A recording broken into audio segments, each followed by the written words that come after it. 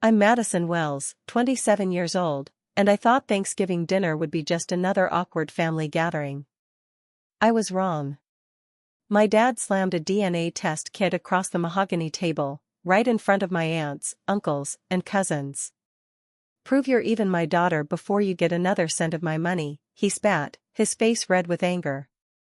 The room fell silent except for the clink of dropped silverware. My step-brother Derek smirked from across the table, clearly having orchestrated this humiliation. 27 years of feeling like an outsider suddenly made sense. With trembling hands, I picked up that test kit while Derek whispered, "Finally." Before we dive into this shocking story of family betrayal and DNA secrets, let me know in the comments where you're watching from. If you're ready to discover how one DNA test completely destroyed a family's lives, smash that like button and hit subscribe because this story will leave you speechless. Trust me, you won't believe what happens next. Growing up, I always knew something was different about how Dad treated me compared to Derek. While Derek got enrolled in prestigious private schools, I was shuffled off to the local public school with outdated textbooks and overcrowded classrooms. The excuses were always the same: finances were tight, priorities had to be made, Derek needed more attention because he was struggling academically. But even as a child, I could see through the transparent favoritism that colored every family decision. When college time came around, Derek's tuition to a 4-year university was paid in full, complete with a generous monthly allowance for living expenses and entertainment. Meanwhile, I worked 3 part-time jobs while taking out massive student loans just to afford community college before transferring to finish my degree. Dad would proudly display Derek's mediocre report cards on the refrigerator while my Dean's List achievements went unnoticed and uncommented upon. The pattern was established early: Derek could do no wrong, while I had to fight tooth and nail for even basic recognition. The physical differences between Derek and me seemed to fuel Dad's preference. Derek inherited Dad's square jaw, broad shoulders, and piercing blue eyes. I looked exactly like my deceased mother's soft features, auburn hair, and green eyes that Dad claimed reminded him too much of painful memories. Patricia, my stepmother who married Dad when I was 12, would often make subtle comments about how Derek was Dad's spitting image while I was clearly all my mother's child. These seemingly innocent observations planted seeds of doubt that would grow into full-blown accusations years later. Patricia's influence over Dad became increasingly obvious as the years progressed. She had a talent for highlighting Derek's minor accomplishments while simultaneously diminishing my major successes. When I landed my first big marketing campaign that brought in 6 figures for my company, Patricia mentioned at dinner how Derek had managed to sell 3 cars that week. When Derek barely graduated high school, Patricia organized a huge celebration party. When I graduated summa cum laude from college, we went to dinner at a chain restaurant. The manipulation was subtle but constant, slowly eroding Dad's perception of me while elevating Derek to golden child status. My career in marketing took off despite the lack of family support. I climbed from entry-level coordinator to senior marketing manager at a respected firm, developing campaigns that won industry awards and generated millions in revenue. Yet whenever I shared professional victories with the family, Dad would somehow redirect the conversation to Derek's latest sales numbers or his plans to maybe someday take over the family construction business. The construction company that Dad had built from nothing was always positioned as Derek's inheritance, his birthright as the real son who would carry on the family legacy. The breaking point came 6 months before that devastating Thanksgiving dinner. Dad announced his retirement plans and began openly discussing his will with the family. He made pointed comments about leaving the business to blood relatives and ensuring his legacy went to someone who truly deserved it. Derek's smugness during these conversations was nauseating, especially when he would catch my eye and smirk knowingly. Patricia would nod approvingly while making comments about family loyalty and biological connections that clearly excluded me from the equation. Derek had been particularly manipulative in recent years, constantly making subtle suggestions about my paternity whenever he thought he could get away with it. He would bring up old family photos and point out how different I looked from everyone else. He questioned why I had different interests, different talents, different everything from the rest of the family. He even went so far as to suggest that Mom might have had secrets Dad never knew about, planting doubts that festered in Dad's increasingly suspicious mind.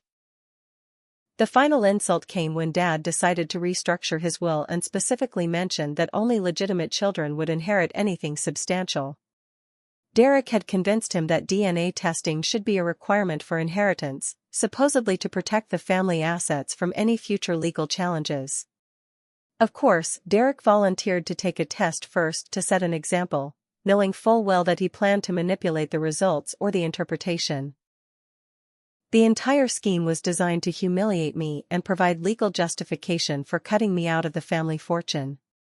After that humiliating Thanksgiving confrontation, I spent 3 sleepless nights staring at that DNA test kit on my kitchen counter.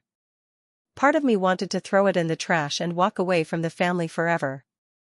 Another part desperately wanted to prove Dad wrong and show him how cruel he had been to his own daughter. My best friend Sarah came over on that 3rd night, took one look at my tear-stained face, and convinced me to take the test. "Madison, you need to know the truth," she said firmly. "And more importantly, they need to know they're wrong about you." The process was simple enough: a quick cheek swab and sealed envelope sent off to the lab. But those 2 weeks of waiting were absolute torture. Derek seemed to take particular pleasure in my anxiety, making snide comments about how I was probably dreading the results. He strutted around family gatherings with even more arrogance than usual, already acting like he had won some kind of victory. Patricia watched me with barely concealed satisfaction, clearly expecting the test to confirm her years of subtle suggestions about my questionable parentage. I decided to spring for the premium testing package that included extended family matching and ethnicity breakdowns. If I was going to do this, I wanted comprehensive results that would shut down any future questions or doubts. The lab promised results within 10 to 14 business days, and I checked my email obsessively every morning, dreading but simultaneously craving the moment of truth that would either validate or destroy my entire sense of family identity. When the email finally arrived on a rainy Tuesday morning, my hands were shaking so badly I could barely click the link to view my results. I had called in sick to work, unable to concentrate on anything except the possibility that my worst fears might be confirmed. The first page loaded slowly, showing my ethnicity breakdown: Irish, German, and English ancestry that perfectly matched Dad's known family background. But I scrolled down to the family matching section with my heart pounding in my throat. There it was in black and white: I was 99.9% certain to be the biological daughter of Robert Wells, my father. The relief was so overwhelming that I actually collapsed onto my kitchen floor, sobbing with a mixture of vindication and rage. 27 years of feeling like an outsider, of being treated as less than Derek, of having my very identity questioned, and I was Dad's biological child all along. But my celebration was short-lived because I decided to cross-reference the family database to see if any other relatives had tested. That's when I discovered the most shocking revelation of all: Derek Morrison, not Derek Wells, was listed in the database with 0 genetic connection to my father. The system had automatically flagged him as a potential half-brother through my mother's side, but further investigation revealed something far more scandalous. Derek shared significant DNA with a Richard Morrison, who was listed as a close family friend in Dad's social media posts from years past. The timeline matched perfectly with Derek's birth, and suddenly Patricia's affair became crystal clear. I screenshot every single page of results and immediately called the genetic counseling hotline included with the premium package. The counselor confirmed what I had discovered: Derek could not possibly be Dad's biological son, while I was definitely his daughter. The counselor also explained that the DNA matching system had automatically connected Derek to his biological father through the database, providing irrefutable evidence of Patricia's infidelity during the early years of her marriage to Dad. My mind raced as I realized the implications of this discovery. Derek had been the golden child, the favored son, the heir to the family business, and he wasn't even Dad's biological child. Meanwhile, I had been treated like an outsider and questioned about my legitimacy when I was actually Dad's only biological child.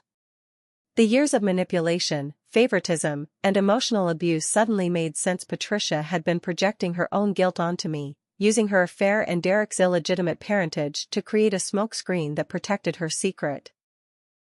I spent the rest of that day researching Richard Morrison online and discovered he had been Dad's business partner in the early days of the construction company. He had mysteriously left town around the time Derek was born, citing family emergencies and business opportunities elsewhere. Now it all made sense. Patricia had carried on an affair with Dad's best friend and business partner, gotten pregnant, and then spent the next 27 years covering up her deception by making me the scapegoat for family dysfunction.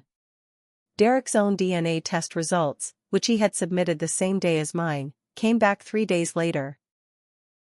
I managed to access the family matching database and confirmed that he shared absolutely no genetic markers with Dad, while showing a clear biological relationship with Richard Morrison. The evidence was overwhelming and undeniable. Derek was not a Wells, despite 27 years of being treated as the prince of the family. I had all the proof I needed to completely destroy their carefully constructed lies, but I wanted to choose the perfect moment to reveal the truth. I decided to wait until Derek's engagement party the following month, where the entire family would be gathered to celebrate what they thought was a momentous occasion. Patricia and Derek had no idea that their world was about to come crashing down around them, while I finally had the ammunition to reclaim my rightful place in the family and expose their decades of deception and manipulation. Unfortunately, my plan to wait until Derek's engagement party was derailed when Patricia discovered I had accessed the DNA results through the family matching system. I made the mistake of logging in from my work computer, and somehow Derek's fiancée, who worked in our IT department, noticed my activity on the company's network monitoring system. Within 24 hours, Patricia was calling me with barely controlled panic in her voice, demanding to know what I thought I was doing by snooping around in family business. Patricia's counterattack was swift and vicious.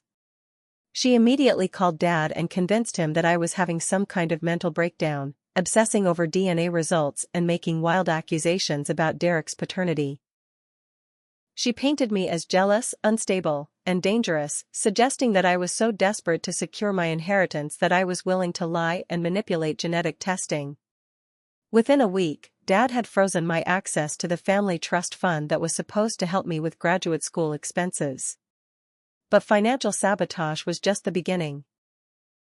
Anonymous complaints started appearing at my marketing firm, claiming I was using company resources for personal vendettas and exhibiting erratic behavior that was affecting my professional performance. My supervisor called me into her office with a confused expression, holding printed emails that described incidents I had never been involved in and behavior that was completely out of character for me. The complaints were detailed enough to seem credible but vague enough that I couldn't definitively disprove them. Patricia's next move targeted my social relationships and professional reputation simultaneously. She began spreading rumors throughout our extended family network that I was suffering from delusions and paranoia, possibly inherited from my mother's side of the family. She cited my mother's struggle with depression as evidence that I might be genetically predisposed to mental illness. These whispered concerns reached my aunts and uncles, who began treating me with the cautious sympathy reserved for family members who are clearly unwell but not yet dangerous. Derek escalated the campaign by filing a harassment complaint with the local police, claiming I had been stalking him and making threatening phone calls. He produced fake text message screenshots and recorded voicemails that sounded like my voice but contained threats I had never made. The police took the report seriously enough to contact me for questioning, and I found myself in the surreal position of defending my innocence against crimes I hadn't committed while holding evidence that Derek himself was living a lie. The legal manipulation was perhaps the most sophisticated part of their campaign. Patricia retained the family lawyer, claiming she needed advice about protecting Dad from what she described as my increasingly unstable behavior. The lawyer, who had handled Dad's business affairs for decades, sent me an official letter warning that any further defamatory statements about Derek's paternity could result in a lawsuit for libel and slander. The letter specifically mentioned that genetic testing could be unreliable and that making false claims about family relationships constituted a form of harassment. My extended family was systematically turned against me through a combination of fake evidence and emotional manipulation.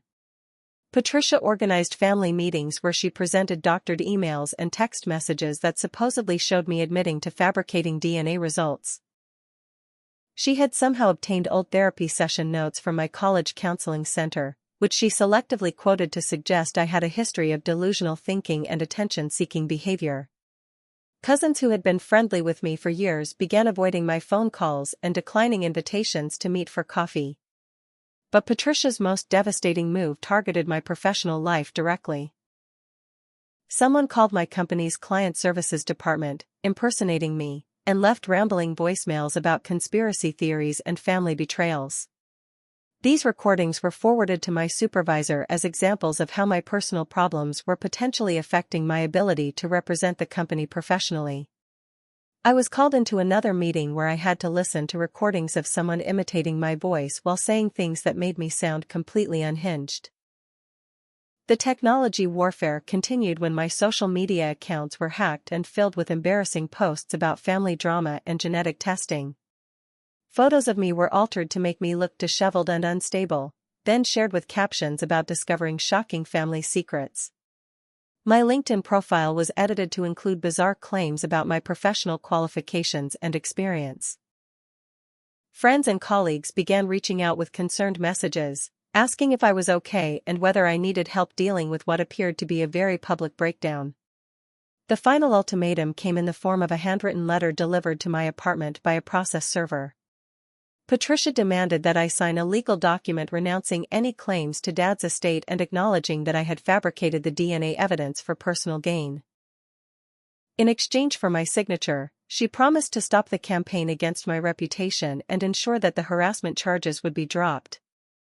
The letter gave me 72 hours to decide, warning that continued resistance would result in escalating legal action and further damage to my professional standing. But what Patricia didn't realize was that her increasingly desperate measures were actually helping to prove my case. The more she escalated her attacks, the more evidence I gathered of her manipulation and fraud. Every fake document, every forged communication, every false police report was creating a paper trail that would eventually expose the truth about her decades of deception. She was so focused on destroying me that she was inadvertently building the case for her own downfall. Derek's engagement party was supposed to be his moment of ultimate triumph, but he decided to use the occasion as a platform for my complete public humiliation. He had spent weeks recruiting family members to serve as witnesses against my character, promising them preferred treatment in Dad's will if they testified to my supposedly erratic behavior. Derek convinced my cousin Michael to claim he had seen me drunk and belligerent at family gatherings, while my Aunt Patricia's sister agreed to describe alleged incidents of me making threats against Derek's fiancée. The business sabotage reached professional levels when Derek convinced Dad that I was attempting to steal proprietary information from the construction company. He fabricated emails showing me allegedly requesting confidential client lists and financial reports, suggesting I was planning to start a competing business or sell information to rivals. Dad's trust in me was already damaged by Patricia's campaign, so these fake documents pushed him over the edge into complete suspicion about my motives and integrity. Derek's attack on my romantic relationship was particularly cruel and calculated. He contacted my boyfriend Jake with doctored photos and fake text message conversations that appeared to show me cheating with multiple men. The evidence was sophisticated enough that Jake initially believed it, leading to a devastating confrontation where I had to defend my fidelity while having no idea what evidence Derek had fabricated. Though we eventually worked through it, the damage to our relationship was significant and Derek's satisfaction was obvious to everyone who witnessed our temporary breakup. The most disturbing escalation came when Derek began suggesting to family members that I needed psychiatric intervention, possibly including involuntary commitment. He cited my obsession with DNA testing as evidence of delusional thinking and claimed I had made threats of violence against him and his fiancée. Derek researched the legal requirements for psychiatric holds and was actively trying to find a doctor who would sign commitment papers based on his fabricated evidence of my mental instability. Derek's financial fraud became increasingly bold as he realized the DNA evidence posed a serious threat to his inheritance plans. He somehow obtained access to my personal information and forged my signature on loan applications, creating a paper trail that made me appear financially irresponsible and desperate for money. These fake loans were designed to support Patricia's narrative that I was so financially desperate I would forge DNA results to secure an inheritance I didn't deserve. The police manipulation reached new levels when Derek filed multiple false reports claiming I was stalking him and his fiancée. He created fake social media accounts in my name and used them to send threatening messages to himself, then presented these communications as evidence of harassment. Derek even hired actors to impersonate me at locations where he knew security cameras would record suspicious behavior, building a false record of stalking and intimidation. Derek's infiltration of my workplace became more sophisticated when his fiancée Emily, who worked in our company's human resources department, began feeding him confidential information about my job performance and client relationships. She reported fake incidents of me behaving unprofessionally with clients and suggested I was using company resources to investigate family matters during work hours. This inside information allowed Derek to time his attacks for maximum impact on my career stability. The wedding venue confrontation was Derek's attempt at a final public humiliation. He arranged for security guards to intercept me at my friend's wedding, claiming I was violating a restraining order I didn't know existed. The guards were given fake legal documents that appeared legitimate enough to convince them to escort me out of the venue in front of hundreds of guests. The humiliation was designed to isolate me from my social support network and reinforce the narrative that I was unstable and potentially dangerous. But Derek's most invasive violation was the technology he planted in my apartment. Hidden cameras and recording devices were strategically placed to capture conversations and activities that could be taken out of context and used against me.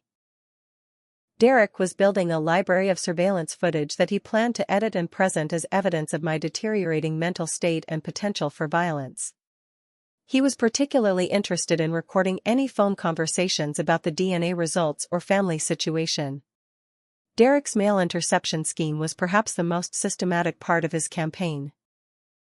He had somehow arranged to redirect my correspondence so that important letters from lawyers, genetic counselors, and family members never reached me. This allowed him to control the flow of information and ensure that any evidence supporting my claims would disappear before I could use it. He was also intercepting Dad's mail to prevent him from receiving any communication that might contradict the false narrative about my behavior. The breaking point came when Derek arranged for me to be ambushed at our family's favorite restaurant, where he had hidden cameras set up to record what he hoped would look like a complete mental breakdown. He invited me to lunch under the pretense of wanting to reconcile, then systematically triggered every emotional pressure point while recording my reactions. His goal was to create footage that would support involuntary commitment proceedings and permanently destroy any credibility my DNA evidence might have. But what Derek didn't realize was that his increasingly desperate behavior was becoming obvious to neutral observers who were starting to question his version of events. My salvation came from the most unexpected source: Dad's sister, Helen, who had been quietly observing the family dysfunction with growing concern. Aunt Helen had always been the independent-minded black sheep of Dad's family, working as a nurse practitioner and maintaining her distance from family drama. But when Derek's behavior became increasingly erratic and cruel, she finally decided to speak up about what she had witnessed over the years. She pulled me aside after Derek's restaurant ambush and revealed that she had preserved copies of my original DNA test results and had secretly obtained samples for Derek's test as well. Aunt Helen's revelation was a game-changer because she had been documenting Patricia's manipulation tactics for years. As a healthcare professional, she recognized the signs of systematic psychological abuse and had been keeping detailed notes about specific incidents she had witnessed. She had photos of suspicious bruises on Dad's arms that appeared after he started taking new medications Patricia provided. She had recordings of Patricia coaching Derek on how to undermine my credibility during family gatherings. Most importantly, she had maintained contact with other family members who were starting to question the official narrative about my behavior. Uncle Tom, Dad's younger brother who worked as a forensic accountant, joined our small alliance when Helen shared her evidence with him. Tom had been conducting his own investigation into Dad's business finances after noticing irregularities in company reports. He discovered that Patricia had been slowly transferring assets out of Dad's accounts for years, using a complex network of shell companies and fake business expenses. The embezzlement was sophisticated and long-standing, representing hundreds of thousands of dollars stolen over nearly a decade of marriage. With Tom's financial expertise and Helen's medical knowledge, we hired private investigator Rebecca Martinez to conduct a comprehensive investigation into Patricia's background and Derek's real parentage. Rebecca was a former police detective who specialized in family fraud cases and had experience with DNA evidence. Within 2 weeks, she had uncovered a stunning pattern of deception that extended far beyond what we had initially suspected. Patricia had used similar tactics to destroy her first marriage, accusing her ex-husband of infidelity while she was actually the one having multiple affairs. The financial forensics revealed the true scope of Patricia's crimes against Dad and his business. She had been forging his signature on loan documents, redirecting business payments to personal accounts, and even selling company assets without his knowledge. The construction company was in far worse financial shape than Dad realized, with debts and obligations he had never authorized. Patricia had been using the stolen money to fund Derek's lifestyle and create a nest egg for herself in case her deception was ever discovered. Rebecca's investigation into Derek's biological father, Richard Morrison, yielded shocking results. Richard had actually returned to town 6 months earlier and was completely unaware that he had a son. When Rebecca approached him with DNA evidence and Patricia's history, Richard was devastated to learn about the affair and its consequences. He had always wondered why Patricia suddenly ended their relationship and why his former business partner had become so hostile toward him. The truth about Derek's parentage explained decades of mysterious family dynamics. The medical records discovery was perhaps the most disturbing aspect of our investigation. Rebecca found evidence that Patricia had been slowly poisoning Dad with anxiety medications and blood pressure drugs that interacted dangerously with his other prescriptions. The combination was designed to create memory problems, confusion, and emotional instability that would make Dad more susceptible to manipulation. A friendly pharmacist confirmed that the medication combinations Patricia was providing could cause the exact symptoms Dad had been experiencing for years. Our investigation also revealed how Derek had been using surveillance technology against me and other family members.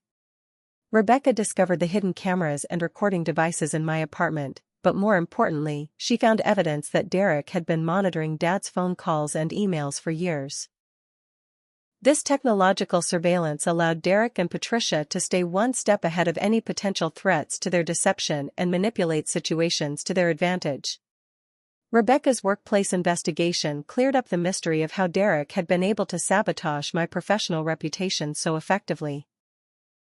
His fiancée Emily had been feeding him confidential information from my company's human resources files and had actually planted fake documents in my office to support claims of unprofessional behavior. Rebecca documented the entire scheme and prepared evidence that would not only clear my name but potentially result in criminal charges against Emily for corporate espionage. The legal representation came through Tom's professional network when attorney Sarah Chen agreed to take my case on a pro bono basis after reviewing our evidence. Sarah specialized in elder abuse and family fraud cases and immediately recognized the sophisticated nature of Patricia's manipulation campaign.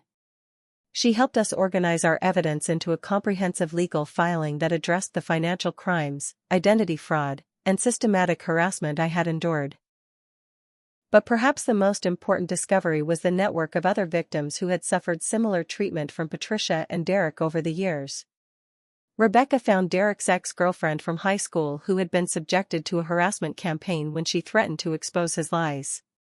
She located Patricia's former coworkers who had witnessed her manipulating workplace situations to her advantage. These victims were willing to testify about the patterns of behavior that established Patricia and Derek as serial manipulators who had refined their tactics over many years. The support network gave me strength and validation that I desperately needed after months of gaslighting and isolation. Dad's health concerns became more pressing as we realized the extent of medical manipulation he had endured. Rebecca connected us with a toxicologist who confirmed that Dad's recent memory problems and personality changes were consistent with medication poisoning rather than natural aging or mental decline. This medical evidence would become crucial in proving that Dad's actions toward me were the result of external manipulation rather than his true feelings about our relationship. With professional legal representation, forensic evidence, and a growing network of allies, we finally had the resources to expose the truth and fight back against Patricia and Derek's campaign of deception. The evidence compilation process took weeks, but we were building an ironclad case that would not only vindicate me but potentially send Patricia and Derek to prison for their crimes. Dad's awakening from his medically induced confusion would be the final piece of our strategy to restore our family relationships and bring justice to those who had manipulated us all. The first crack in Patricia and Derek's carefully constructed facade came when Richard Morrison unexpectedly returned to our town for his elderly mother's funeral. Richard had been living in California for 27 years, completely unaware that Patricia had given birth to his biological son shortly after he left. When our private investigator Rebecca approached him with the DNA evidence, Richard's shock was genuine and immediate. He had always suspected that Patricia was ending their affair because she had gotten pregnant, but he assumed she had terminated the pregnancy based on their last conversation. Richard's presence in town sent Patricia into a complete panic that was visible to anyone who encountered her during that week. She had spent nearly 3 decades building her life around the lie that Derek was Dad's biological son, and suddenly her secret was walking around town attending a funeral and talking to old friends. Patricia started making frantic phone calls to Derek, demanding that he stay away from certain neighborhoods and avoid any public gatherings where he might encounter Richard. Her behavior became so erratic that even her closest supporters in the family began to notice something was seriously wrong. Dad's awakening from the medical manipulation began when Aunt Helen convinced him to see an independent doctor for a second opinion about his increasing memory problems and confusion. The toxicology screening revealed dangerous levels of multiple medications in his bloodstream, combinations that should never have been prescribed together and that explained his recent cognitive decline. As the medications cleared from his system over several weeks, Dad began to remember events and conversations that Patricia had convinced him were delusions or false memories. The financial audit that Uncle Tom had quietly initiated suddenly became an official investigation when bank fraud investigators discovered the sophisticated money laundering scheme Patricia had been operating through Dad's business accounts. The construction company's books showed years of systematic embezzlement disguised as legitimate business expenses and vendor payments. What made the fraud particularly egregious was that Patricia had been stealing money while simultaneously convincing Dad that the business was struggling and that family luxuries needed to be curtailed. Derek's fiancée Emily became our unexpected ally when she discovered Derek's surveillance equipment in their shared apartment and realized she had been unknowingly participating in a criminal conspiracy. Emily was horrified to learn that Derek had been recording private conversations and using her access to company records to sabotage my career. She brought Rebecca boxes of evidence that Derek had been collecting, including detailed plans for destroying my reputation and eliminating me from the family inheritance. Emily's cooperation gave us insight into the full scope of Derek and Patricia's criminal activities. My workplace vindication came swiftly once Rebecca presented my company's leadership with evidence of the harassment campaign and Emily's confession about her role in planting false documents. The company not only cleared my record but offered me a promotion with a substantial salary increase as compensation for the professional damage I had endured. They also initiated their own investigation into Derek's fiancée, which resulted in her immediate termination and potential criminal charges for corporate espionage and fraud. The police investigation finally shifted in my direction when Detective Rodriguez reviewed all the false reports Derek had filed and compared them with our evidence of his surveillance and harassment activities. The fake social media accounts, forged documents, and fabricated evidence were clearly sophisticated enough to constitute identity theft and fraud. Detective Rodriguez was particularly interested in the medication poisoning aspect of the case, recognizing that elder abuse through pharmaceutical manipulation was a serious felony. Derek's engagement party became the public disaster he had always planned for me to experience. When Richard Morrison unexpectedly appeared at the venue, having been invited by Aunt Helen to meet his biological son, the family gathering erupted into chaos. Derek's initial confusion turned to horror as he realized his entire identity was built on a lie. Patricia suffered what appeared to be a panic attack when she saw Richard talking to Dad, but the family members who witnessed her breakdown began to understand that her reaction was based on guilt rather than concern. The construction company's business partners, who had been watching the family drama with increasing concern, finally came forward with their own suspicions about Patricia's financial management. They had noticed irregularities in project billing and vendor relationships but had hesitated to challenge Dad directly. With the fraud investigation underway, they provided additional evidence of Patricia's theft and manipulation of business operations over many years. Derek's violence erupted when Aunt Helen confronted him with DNA evidence and Richard Morrison's identification as his biological father. Derek physically attacked me in Dad's driveway, screaming threats and accusations while family members watched in shock. The assault was captured on Dad's security cameras, providing clear evidence of Derek's instability and potential for violence. Police arrived within minutes and arrested Derek for assault and battery, finally giving us the legal protection we needed. The confession recording that Rebecca had been hoping for came when Derek, unaware that Emily was wearing a wire provided by police, admitted to years of manipulation, fraud, and harassment during what he thought was a private conversation about their future together. Derek detailed his role in forging documents, filing false police reports, and systematically destroying my reputation. He also confessed to helping Patricia steal money from Dad's business and manipulating Dad's medication to make him more susceptible to their influence. Dad's horror at discovering the full scope of the manipulation he had endured was heartbreaking to witness. As his medication-induced confusion cleared, he began to remember the real Madison he had raised and loved before Patricia's influence corrupted his perception. He realized that years of seemingly small incidents and misunderstandings had been carefully orchestrated to poison his relationship with his only biological child. The guilt and shame he felt about his treatment of me was overwhelming, but it also motivated him to make amends and seek justice against those who had manipulated him. The unraveling process accelerated as more family members came forward with their own observations and evidence of Patricia and Derek's deceptive behavior. The house of lies that had taken decades to build was collapsing in a matter of weeks, exposing the criminal conspiracy that had destroyed family relationships and stolen hundreds of thousands of dollars. Derek and Patricia's desperation was becoming increasingly obvious as their legal options dwindled and the evidence against them mounted daily. The public confrontation that would finally expose all the family secrets was orchestrated by Aunt Helen, who organized a family gathering under the pretense of celebrating Dad's improving health. What family members didn't know was that Rebecca had installed recording equipment throughout the house and that several key witnesses, including Richard Morrison and Emily, were prepared to present evidence of Derek and Patricia's crimes. The gathering included every family member who had been manipulated by Patricia's lies, creating the perfect opportunity for a complete revelation of the truth. I presented the DNA evidence first, distributing copies of both my results and Derek's results to every family member present. The scientific proof was undeniable. I was 99.9% certain to be Dad's biological daughter, while Derek showed zero genetic connection to our family. The gasps and shocked expressions around the room confirmed that most family members had genuinely believed Patricia's version of events and were completely unprepared for the truth about Derek's parentage. Richard Morrison's appearance at the gathering was carefully timed for maximum impact.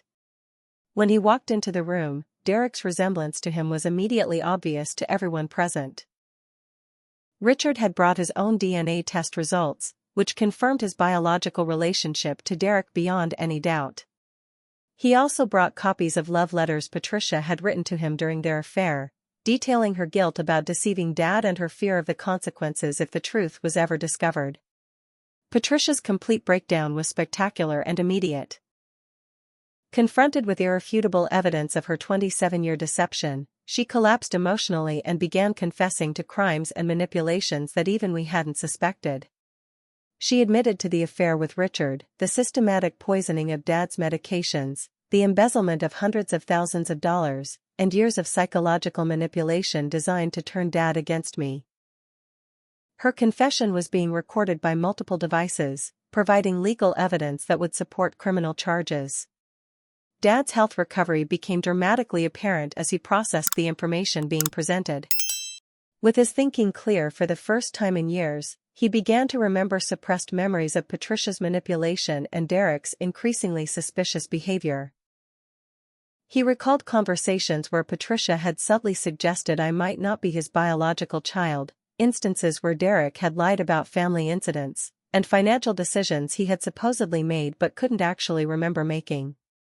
The financial crimes investigation revealed the staggering scope of Patricia's theft from Dad's construction business and personal accounts. Over nearly 15 years of marriage, she had stolen approximately $400,000 through fake vendor payments, forged checks, unauthorized loans, and redirected business income. She had been systematically bankrupting Dad while convincing him that business downturns and family expenses were the cause of his financial struggles. Derek's identity crisis was painful to watch, even considering the cruelty he had subjected me to for years. Learning that his entire life was built on his mother's lies and that his real father wanted nothing to do with him shattered his sense of self. Richard Morrison made it clear that he had no interest in developing a relationship with Derek, especially after learning about Derek's criminal behavior toward me and Dad. The golden child who had been protected and favored his entire life suddenly found himself completely alone. The legal battles intensified as Detective Rodriguez filed criminal charges against Patricia for elder abuse, fraud, embezzlement, and conspiracy. Derek faced charges for assault, harassment, identity theft, and filing false police reports. Emily was charged with corporate espionage and conspiracy for her role in sabotaging my career. The district attorney's office was particularly interested in the medication poisoning case, recognizing it as a sophisticated form of elder abuse that required serious legal consequences. My vindication was complete but bittersweet. While it felt good to have the truth finally exposed, the damage to our family relationships would take years to repair. Extended family members who had shunned me began apologizing, but their quick acceptance of Patricia's lies revealed how little they actually knew about my character. The professional damage to my reputation was largely repaired, but the personal cost of defending myself against false accusations had been enormous. The business investigation revealed that Dad's construction company, which Derek had expected to inherit, was actually in severe financial distress due to Patricia's theft. Uncle Tom's forensic accounting showed that the company would need years of recovery before it could be profitable again. Derek's expectation of inheriting a thriving business was revealed to be another lie his mother had constructed to maintain his loyalty and cooperation in her schemes. Family members' individual apologies became a daily occurrence as relatives realized how completely they had been manipulated by Patricia's systematic campaign against me. Cousins who had avoided my calls began reaching out with shame and regret. Aunts and uncles who had whispered about my stability were forced to confront their own gullibility and prejudice. The family gatherings that had been sources of pain and humiliation for years suddenly became opportunities for healing and reconciliation. Dad's transformation was the most dramatic and important development in the entire situation. As his medication-induced confusion cleared completely, he became the father I remembered from childhood, protective, loving, and deeply ashamed of how he had been manipulated into treating me cruelly. His guilt about the years of favoritism and suspicion was overwhelming, but his determination to make amends gave us a foundation for rebuilding our relationship. The inheritance revelation that Patricia had been manipulating for years was finally clarified when Dad's original will was located in his safe deposit box. The document clearly showed that he had always intended to leave the construction business to me, recognizing my business education and management skills as better suited for running the company than Derek's limited sales experience. Patricia had been hiding this will and manipulating Dad into believing he needed to create a new document that would favor Derek instead. The medical testimony from Dad's independent doctors provided crucial evidence for the criminal case against Patricia. The deliberate medication interactions she had been creating could have eventually caused permanent neurological damage or death. The systematic poisoning represented one of the most sophisticated cases of elder abuse the local medical community had ever documented, and it became a teaching case for other healthcare professionals dealing with similar situations. The court proceedings began 6 months after the family confrontation, and Patricia's legal strategy quickly collapsed when her own attorney advised her to accept a plea bargain rather than risk a lengthy trial with overwhelming evidence against her. She pleaded guilty to elder abuse, fraud, embezzlement, and conspiracy charges in exchange for a reduced sentence of 12 years in prison with the possibility of parole after 8 years. The plea bargain also required her to pay full restitution for the stolen money and to have no contact with Dad or me for the remainder of her sentence. Derek's trial was more contentious because he refused to accept responsibility for his actions and maintained that he was also a victim of his mother's deception. However, the evidence of his active participation in harassment, fraud, and assault was overwhelming. Emily's testimony about his surveillance activities and detailed plans to destroy my reputation demonstrated that Derek had been a willing participant rather than an innocent dupe. The jury found him guilty on all charges, resulting in a 7-year prison sentence and permanent restraining orders protecting me and Dad from any future contact. Financial restitution became a complex process overseen by the court and Uncle Tom's forensic accounting expertise. Patricia's hidden assets, including properties and investments purchased with stolen money, were seized and liquidated to compensate Dad for his losses. Derek's personal assets were also confiscated, though they were relatively minimal since he had been living off stolen money rather than earning legitimate income. The total recovery amounted to approximately $350,000 of the $400,000 Patricia had stolen over the years. Richard Morrison's rejection of Derek was final and absolute.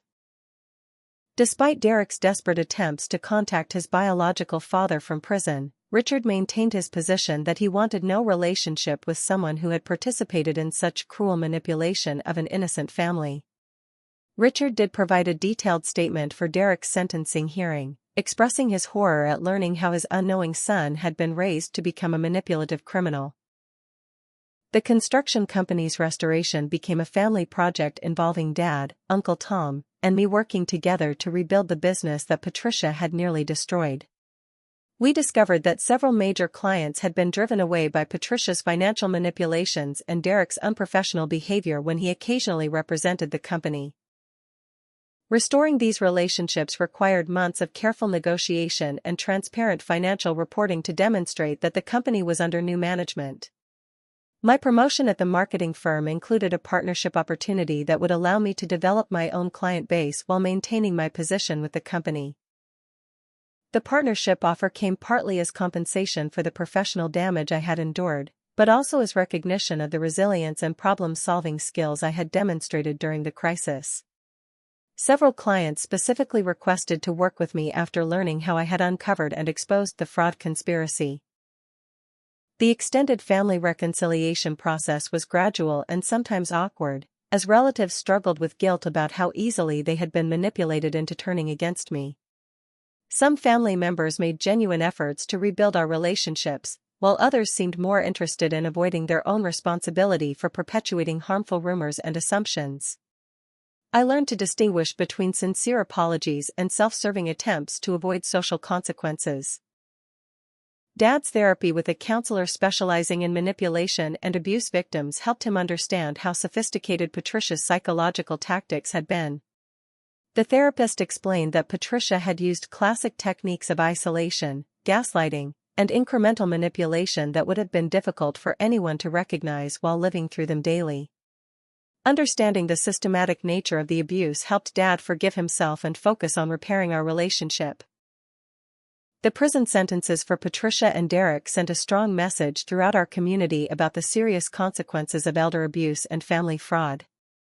The local district attorney's office used their cases as examples in presentations about financial crimes targeting seniors, and several other families came forward with similar stories of manipulation and theft. Our case became part of a broader awareness campaign about protecting vulnerable adults from domestic financial abuse. Professional rehabilitation extended beyond my own career as Derek's fiancée Emily faced the consequences of her corporate espionage activities. She was terminated from my company, lost her professional certifications, and faced significant difficulty finding employment in her field. However, her cooperation with authorities and genuine remorse for her actions eventually led to a suspended sentence and community service rather than prison time. Dad's new will was created with multiple safeguards to prevent future manipulation, including oversight provisions involving Uncle Tom and requirements for independent legal review of any changes. The document clearly established my inheritance of the construction business while also providing for Dad's care and ensuring that any future romantic relationships couldn't compromise his financial security. The will also included provisions for continuing support for Derek's half-siblings, who were innocent victims of Patricia's deception. Community support for our family grew as word spread about the successful prosecution of the fraud conspiracy. Local business leaders who had worked with Dad for decades expressed their support and offered assistance in rebuilding the construction company. Several organizations invited me to speak about recognizing and resisting manipulation tactics, turning my painful experience into an opportunity to help other families avoid similar situations. The legal precedent established by Patricia's case became an important tool for prosecutors handling similar elder abuse situations. The combination of financial fraud, medical manipulation, and psychological abuse represented a comprehensive approach to victimizing seniors that required corresponding comprehensive legal consequences. Our case was cited in legislative hearings about strengthening elder abuse protection laws at the state level.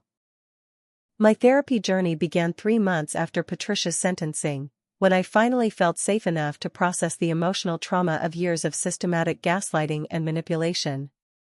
Working with Dr. Jennifer Santos, a psychologist specializing in family abuse recovery, I learned to understand how the constant questioning of my identity and worth had affected my self-esteem and relationships. The therapy helped me recognize that my value as a person had never been dependent on Dad's approval or Derek's acceptance, though their rejection had been deeply painful nonetheless. Dad's genuine remorse became evident through his actions rather than just his words as he committed to rebuilding our relationship with patience and consistency. He began attending family therapy sessions with me, where he openly acknowledged the specific ways his behavior had hurt me over the years. Dad also started volunteering with elder abuse prevention organizations, using his experience to help other seniors recognize manipulation tactics before they caused permanent damage to family relationships. The business partnership between Dad and me evolved into something neither of us had anticipated when I was growing up feeling like an outsider in my own family.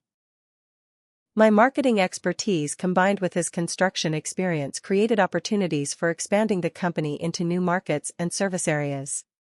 We developed a specialty in sustainable building practices that attracted environmentally conscious clients and differentiated us from competitors who were still using traditional methods. My new relationship with David Chen, a fellow marketing professional who had supported me throughout the legal proceedings, developed slowly and carefully as I learned to trust again after Derek's systematic attempts to destroy my personal life.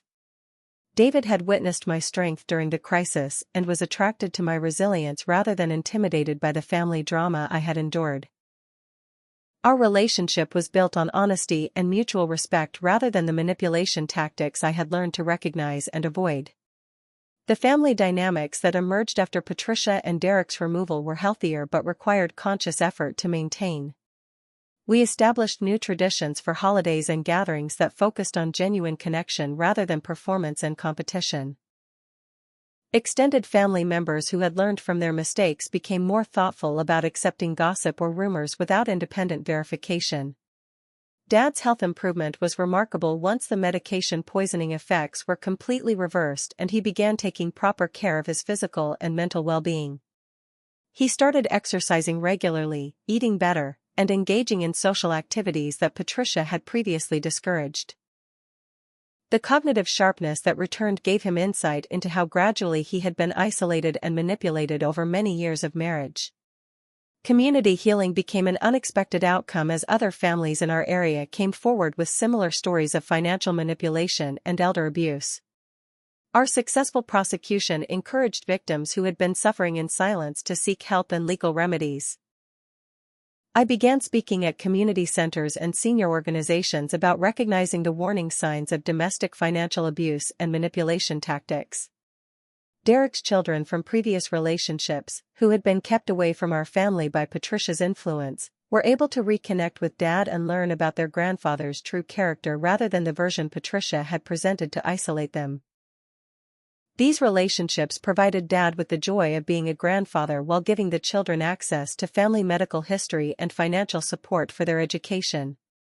My professional growth expanded beyond the marketing partnership when I started a consulting business specializing in family crisis management and reputation recovery. The skills I had developed in exposing fraud and manipulation tactics were valuable to other individuals and families dealing with similar situations. The consulting work was personally satisfying because it transformed my painful experience into a resource for helping others. Financial independence became a reality not just through inheritance but through my own career success and business development. The construction company's recovery exceeded our projections, and my marketing partnership generated substantial income that allowed me to build wealth independently of family resources. This financial security gave me the freedom to maintain relationships based on genuine affection rather than economic necessity.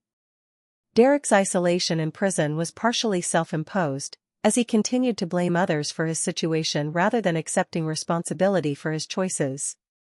He lost contact with most family members who were focused on healing from his manipulation, and his biological father Richard maintained his position of wanting no relationship. The consequences Derek faced were severe but proportionate to the systematic cruelty he had inflicted on others. Dad's transformation from a manipulated victim back to the loving father I remembered was perhaps the most rewarding aspect of our recovery process. He became protective of our relationship and vigilant about preventing future manipulation attempts. Dad also developed close relationships with Aunt Helen and Uncle Tom, appreciating family members who had tried to protect him even when he couldn't recognize their efforts. Personal strength emerged from understanding that my worth had never been determined by family approval or social acceptance but by my own character and actions.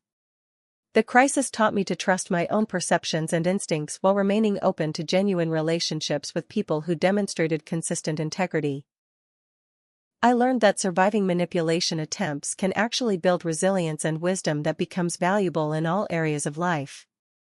The legacy transformation of our family's story from one of deception and abuse to one of justice and recovery became an inspiration to others facing similar challenges.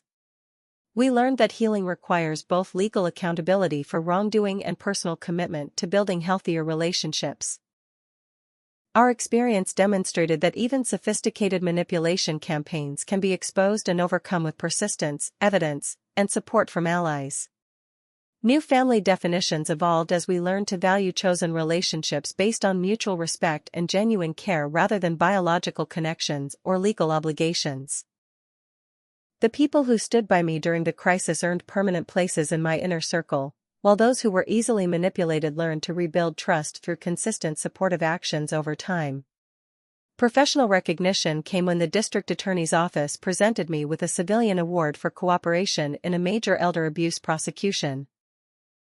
The recognition was meaningful not just for personal validation but because it highlighted the importance of fighting back against manipulation rather than accepting abuse as inevitable.